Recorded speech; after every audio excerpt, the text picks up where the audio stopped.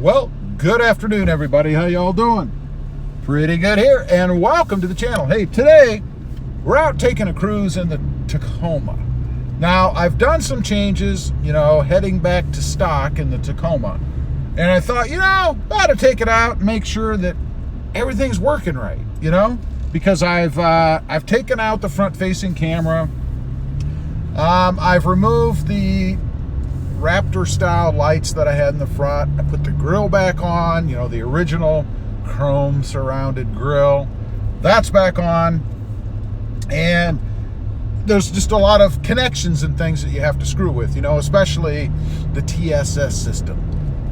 We've got that dreaded TSS system in the Tacoma, the one that is causing all the problems. I haven't had any issues.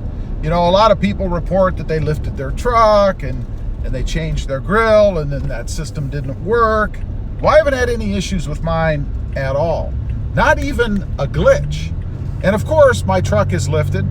The original grill may be back on it right now, but it is still lifted, and I still don't have any issues. So I'm not sure what's causing these problems with some of the trucks out there, some of the things that people are talking about, the problems that they're having.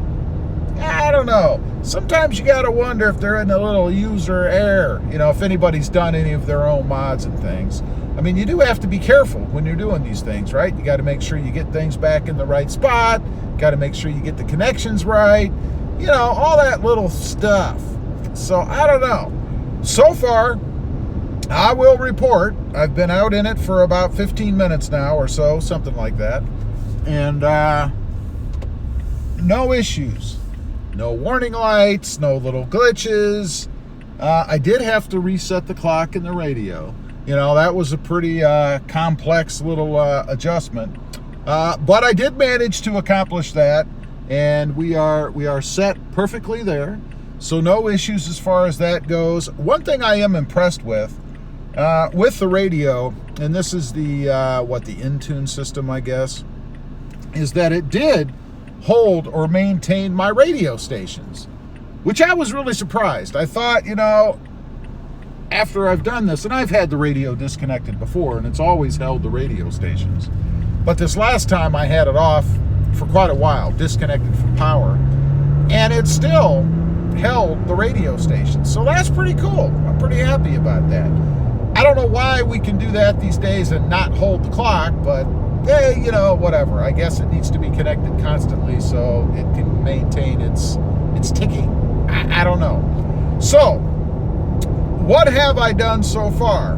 Well, as I mentioned, I've removed the grill. I've put this was the TRD Pro style grill. I put the original honeycomb with chrome surround back on. That's done. And, I don't really have a big problem with the honeycomb part of the grill. It actually looks pretty darn good. It's that chrome piece around it. And I have seen some folks out there that have painted that. That actually looks pretty good. I don't really have a problem with that. So we'll see on the next truck. Maybe I won't be putting the Pro Grill on. I don't know. There are a lot of trucks out there with Pro Grill. It's become kind of blasé now, So maybe I won't be doing that. I've taken the Raptor-style lights off. I mentioned that. The front-facing camera's gone. I mentioned that. I removed the switches inside the truck that connected all those things together, as well as the wiring that went inside of the fuse panel, or the fuse block, I guess, inside the truck. That was just an add-a-fuse, which, by the way, is a pretty awesome way to connect things up, as long as you want them powered the same as whatever the slot is that you put it in. Easy to do. You really can't screw it up, I don't think. I don't know how you would. So we've removed that. Let's see. On the interior, we did, in removing the front-facing camera, I had the BSM switch taped and stuck behind the panel. Taped open, or on, rather. I didn't like that to begin with. I wouldn't do that again. If you're going to do a mod like that, you need to find a way to maintain all of the functionality that you currently have. I wouldn't recommend it, only because you just need to have access to it, But that's back in. It looks just like it did when I got it. You never know anything was changed in here. I did make an attempt to remove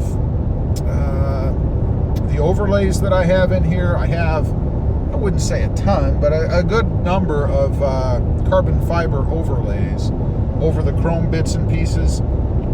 I thought maybe it was a bit too much, so I thought I'd take them off, you know, for potential resale value, if it would affect it. I don't know if it would or not. But in trying to do that, I had discovered that the adhesive is quite good. It does what it's supposed to do. It sticks quite well and does not want to come off. So I stopped. I didn't go any further. I didn't want to ruin what was already there. So we will not be taking off the chrome overlays, or the carbon fiber overlays that are on there right now. They shall be staying. As far as what's left, oh, the turn signals. I had the smoke turn signals on. Those, of course, are gone. And I think that's probably about it right now. So, oh, and the cold air intake. We took the cold air intake out. So what do I have left? Well, I have the skid plate. I have the TRD skid plate that I put on, you know, my painted version. That's going to be coming with me. And I don't think there'll be any problem putting that on the new truck, but we'll see. I'm debating on the side steps. This truck came with side steps. These are the Predator, I think they're called Predator Pro side steps. And I like them. And I would want them on the next truck, at least initially anyway. So I'm thinking, you know, I already paid for them in the price of the truck. I just take them off. And then when I get the new truck, I'll just put them on that truck. They should fit. I can't imagine they've changed the bolt holes or positioning for that, I hope. So I think we're going to pull those off. The bed mat, of course, needs to come out. That's not really a difficult procedure. You just take it out. So we're going to do that. The TRD exhaust. I do want the TRD exhaust on the next truck. Now, does it make a huge difference? When you guys are watching this video, you can hear what things sound like. Slightly. I'd say there is a slight difference in sound with the TRD exhaust. Nothing major. It's not going to be some deep throaty thing like it is in the Tundra. It's completely different in the Tundra. And I think that's probably due to the V8 engine. You know, the Tundra's got the V8, this is the V6, and you just can't get great sound out of the V6. You can get louder sound out of a V6, but you can't get that deep throaty. I always compare everything to the Mustang GT. You can't get that kind of sound. It's unfortunate, but that's the way it is, the nature of the V6. But I do like it. I do like the looks of it. I like that exhaust tip and, you know, all the aesthetics that you get, although most people aren't crawling underneath their truck looking around, but I am. So I think we're gonna try to work that out in the deal. In other words, once I get everything done with the new truck, I want them to switch it out. You know, they can pull it in on their lift, and it would probably take them 15 minutes. I mean, it's not complicated to do.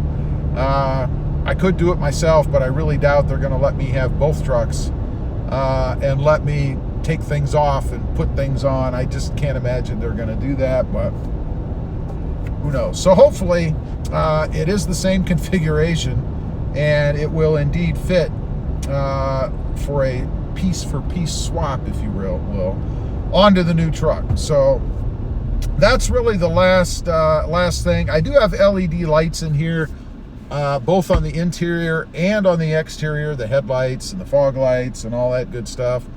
I haven't really decided if I'm going to do anything with those yet. It would be interesting for me on the new truck to try something different. So I may just leave everything, at least in the headlights and the fog lights. I think I'll probably just let those go with the truck, and then I will most likely switch out the LEDs on the inside. I do think it would be worth it to go ahead and swap them back out for the OEM bulbs and stuff, and then carry over the LEDs to the new truck. But we shall see. I'm not sure what Toyota's doing on the interior of the 2020. Maybe they're putting LEDs in. I kind of doubt it on the inside. Be pretty cool if they did, but I don't think they're gonna, so we'll see. So anyway, just wanted to come out, take a little drive, give you guys a little report on what's going on with the truck, what's left, what I've taken off, and how it's doing now that I have removed these things. And so far, pretty good. No issues, no problems. I'm happy with it. Anyway, leave a comment down below. Let me know what you think. Should I have taken all these things off? Should I have just left them and started over? I don't know. It is a decent money savings doing it this way as well. As usual, appreciate you guys watching. Don't forget to like, share, and subscribe. And we'll see you next time on the web. Have a great day. Bye.